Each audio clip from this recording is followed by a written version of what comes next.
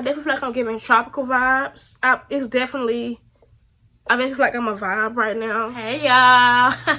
I ain't gonna care, I'm a little nervous. I wanna make sure the video is descriptive but also entertaining. So yeah, let's just get into it or whatever. So you can see from the title of the video, this video is going to be a review and a wear test on the new Makeup Forever foundation. Well, let me specify, the new Makeup Forever HD foundation. I believe this is like a new version of their I think I'm gonna butcher this name. Their Makeup Forever HD Invisible Cover Foundation, something like that. I don't know, I forgot the name of it. It's like a very long title. I don't remember the name of the title, but I do remember that the foundation was bomb. Like, it's one of like my favorite foundations. This is how it looks. This is the packaging. I love it. It's really pretty. I want to show you guys how she looks. You've seen the packaging. Let me just open her up. This is pretty. It has a little Makeup Forever thing on there. It has a cute little top. It has like the Makeup Forever symbol. I hope you guys can see this. Let me try to, I'm about to get a little close. There we go. There we go. You open it up. Boom. Foundation. And it also has like a little, what can't I think of it? Why can't I think of it? Oh my goodness. It has a little applicator thing. I can't think of the name right now. I know because I said it yesterday. I had to record this video because it's a long story. Okay, so we're going to go on to our application part of this video. Of course, I'm going to start with primer. I'll be using this poreless putty primer.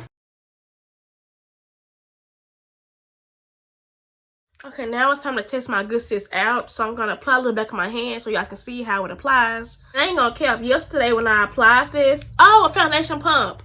It's called a foundation pump. That's what it's called. So when I applied it yesterday, it's like a little went a long way. I'm just gonna say that, like a little went a long way. When I put it back in my hand, you wouldn't think it doesn't feel like a lot, but then when I apply it to my face, it feels like a lot. A little goes a long way. It's like that's the best way for me to put that. Okay, you see, easy to apply. I'm not trying to spread this out like that because I do have. As you can see, I do have hyperpigmentation. And the worst thing you can do with hyperpigmented skin is to like spread the foundation out because you lose coverage. And it does promise medium to full coverage.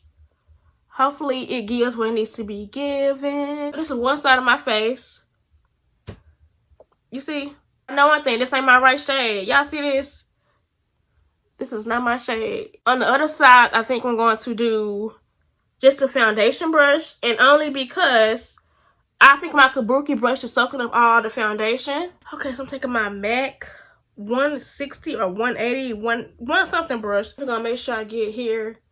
Like the main area that I need coverage at is like in my cheek area and in my chin. Get my forehead, hairline. Oh, I think I messed my brows up. We'll fix that. That's fine. It's definitely like not my shade. It's supposed to be something like almond shade. I saw it.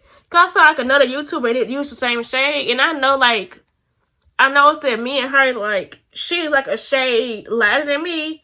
So when I saw that, you know, my shade matched with her, I was kind of like, I don't know. I don't know, Chief. Like this may not be it, Chief. That's how I felt. I was like, oh, Spray a little Morphe spray on this because I don't want it to be dry or whatever. I'm just gonna blend that out. I did two coats on this. Not two coats. I did two, not coats. Is that the word? That's not the word I'm looking for. I did two things, a foundation on this side and one on this side, but I'm going to go back over this side and do another one. I'll make sure I get my neck. I want like a floating ghost head. I think I put too much. I'm like naturally heavy-handed, so I want to say, you know, just make sure you aren't heavy-handed with this foundation when it comes to, you know, putting on the back of your hand and applying it to your face, because I feel like a little, like I said, a little does goes a long way. So this excess I am going to like apply in little spots. It looks nice. I like the finish of it. It's very lightweight. I really can't feel it on my skin, but I still see spots on my face, so I might go back in and correct that. I usually use like a concealer, like the same shade. I usually go in before I do foundation or after foundation to like fill in spots or whatever. But since it's just like a review, a foundation review, I want to see how that foundation will, you know, stand on its own. And you know something, I'm building it up, but you know something, I'm building up the foundation, but it doesn't look cakey. Yeah, I peeped it. Like, I'm noticing that, like, I'm building up, but it doesn't look cakey. For the rest of my full foundation routine, I'm going to go in with a little more under my eye And the reason is because, you know, since I do have hyperpigmentation, you know, I do have spots under my eyes or whatever. If I don't, like if I go into conceal and then I do all that, I lose product and you can start to see my hyperpigmentation under. And when I say it's so ugly to me, it's like the most hideous thing. I mean, texture is coming, but to me, it be looking so bad. Like, it be looking like bad to me. Okay, so I'm going to do the rest of my face. And I'm going to show you guys what I'm using. I want to make sure that I list everything I use down below for you guys. Because, you know, I feel like one product changes, like, one product changes your whole face. So, yeah, I'm just going to, you know, make sure I let y'all know. I give y'all deets or whatever in the description box.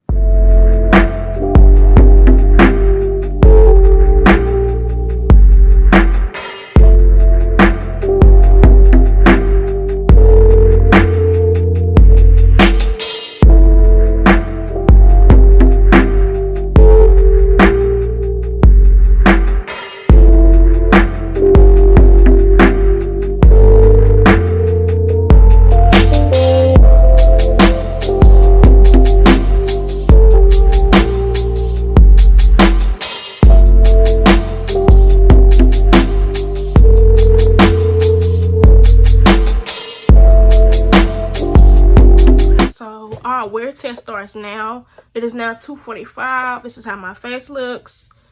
I don't feel like, it doesn't feel like I have like a lot of heavy stuff on my face right now. Honestly, yeah, I feel like I'm giving like tropical vibes. And then the foundation actually got in my hair.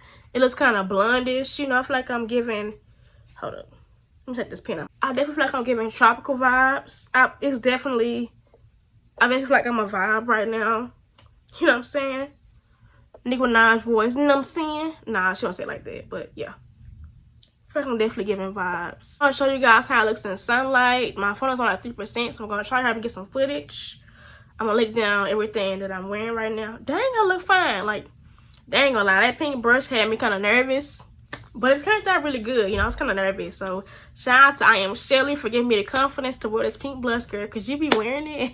You be wearing it, you be looking so good. So it made me feel like I could do it too. Okay, so this is how it looks outside. This is how the foundation looks. It looks pretty good. I'm still trying to figure out if this matches my skin or not. I feel like it could. I'm gonna ask somebody in my family. They're gonna be really honest with me. I feel like I have a little bit of creasing. That's probably just bags. It's probably just bags. I'm back. This is almost 10 hours later. I think it's like 12 over something ish. I last saw y'all around 2 something. So I'm gonna put 10 hours. I'm still gonna put 10 hours.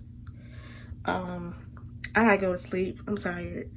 Like I said, it's 12 in the morning. This is how my skin looks. Y'all see this? I'm getting back some. Sorry if I'm shaky. I don't have my tripod in the bathroom. Cause I'm getting ready to wash my makeup off or whatever and go to sleep. Wash my face.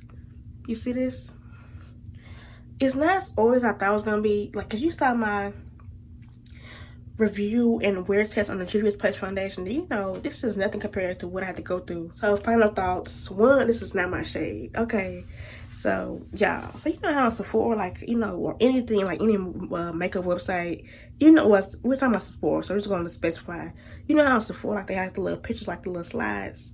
Y'all, tell me why I'm going to the app or whatever, and I'm like, okay, let me find my shade. So I clicked on like a shade that I thought was mine, and someone told me to scroll through a little slideshow. Tell me why I seen like a converter thing where, you know, I was talking like the original Makeup Forever HD foundation.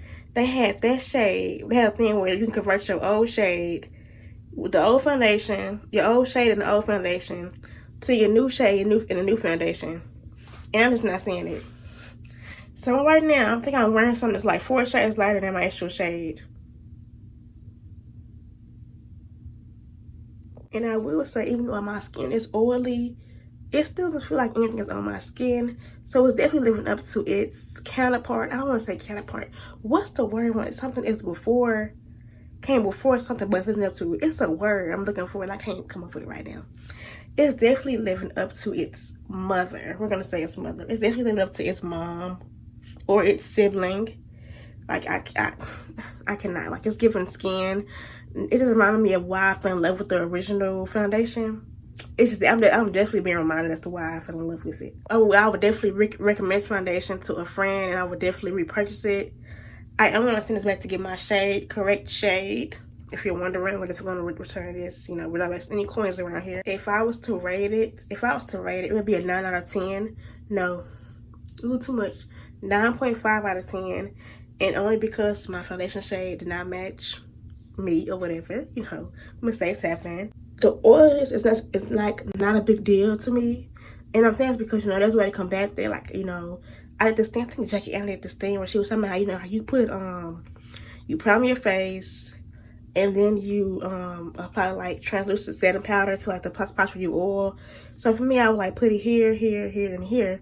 But I would just go over my whole face with like a translucent powder, and then I apply my foundation over it, and that really helps me when it comes to like oiliness or whatever. So that's how I would like just deal with the oiliness or whatever. It's not like a big deal. It's not that bad to me. I thought it would be like better. I mean, worse, but it's not that bad. Yeah, by the way, I also noticed that I seem to have like lost, while I was wearing makeup, I seem to have like lost coverage on my nose area. So my contour, like I couldn't really properly contour my nose. Maybe this guy sending me a sign not to contour my nose. I'm just playing. But yeah, like to combat that issue, I would just do as I usually do when I just like apply like concealer, like the same shade. I would just like spot conceal. You can still see my spots, but I would just conceal those areas. Like that's like a routine. Like I actually just conceal these areas with a concealer that's the same shade as me. I normally use Morphe's Fluidity Full Coverage Concealer, or I go in with LA Girls Pro Concealer. Those are the concealers that I mainly use to like cover up acne spots and scars and all that jazz. And I do have texture. I meant to add earlier. I probably have to say it. You probably can see it, you know. I think this is all for my video. I hope you guys really enjoyed this video. Please comment, like, subscribe, and I don't know what to. I just like a question. I don't know. My question is like, what's your holy grail foundation and why? It can be drugstore, high end, middle end. There's no middle end, but I just want to be extra. Just leave it down below, and thank you guys, and see you in my next video.